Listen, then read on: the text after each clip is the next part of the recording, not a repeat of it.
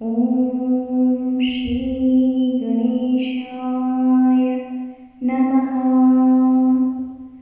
ॐ अस्य श्री हनुमानबलवानरस्तोत्रमन्त्रस्य श्रीरामचन्द्र ऋषिः श्रीहनुमानबलवानर देवता रामबीजं ह्रीं शक्तिं सौकीलकः मम समस्तविघ्नदोष निवारणार्थ सर्वशत्रुक्षयार्थ सकलराजकुलसम्मोहनार्थ मम समस्तरोग प्रशमनार्थं आयुरारोग्य ऐश्वर्याभिवृद्ध्यर्थ समस्तपापक्षयार्थ श्री सीतारामचन्द्र प्रीत्यर्थ च हनुमद्बलवानरस्तोत्रः जपमः करिष्ये।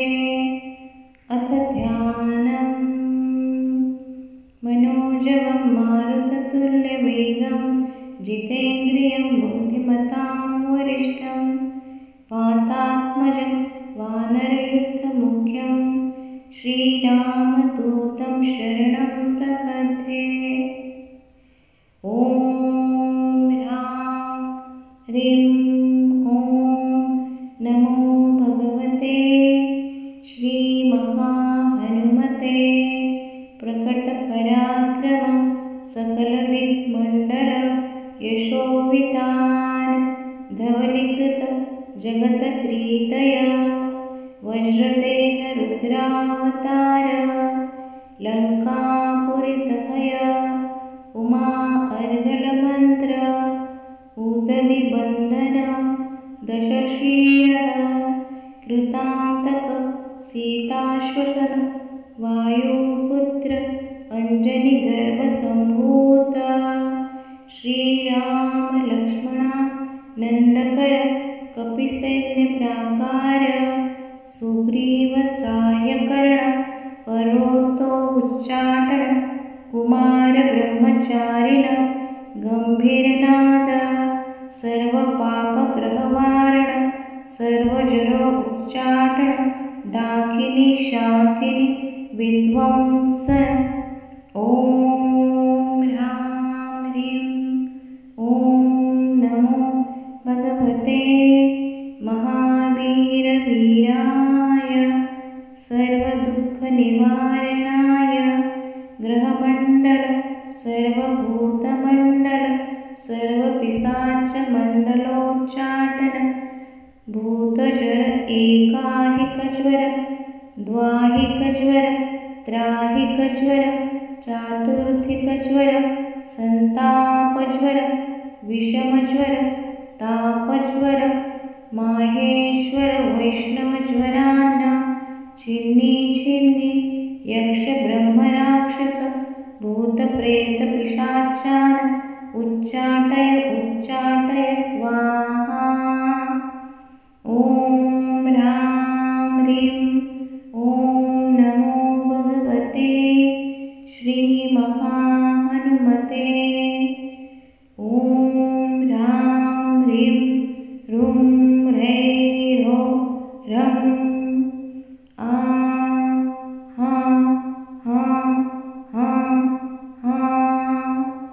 ॐ सौ एहि ॐ हं ॐ हं ॐ हं ॐ हं।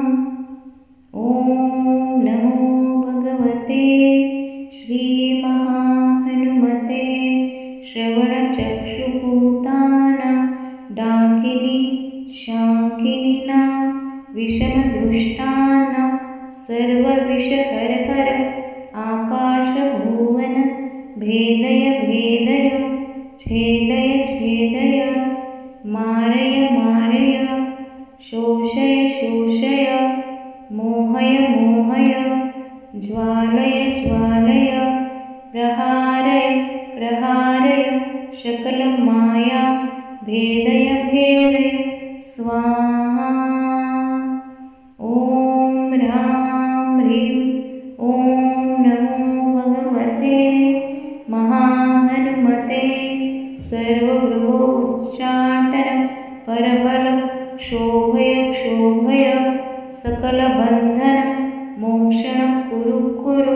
क्षीरः शूलः गुल्मशूलः सर्वशूलनिर्मूलय निर्मूलय नागपाशान्त वासुकितक्षक कार्कोट कालीयानः यक्षकूलजगत रात्रिश्चर दिवाचर सर्पान्निविशः कुरु कुरु स्वाहा।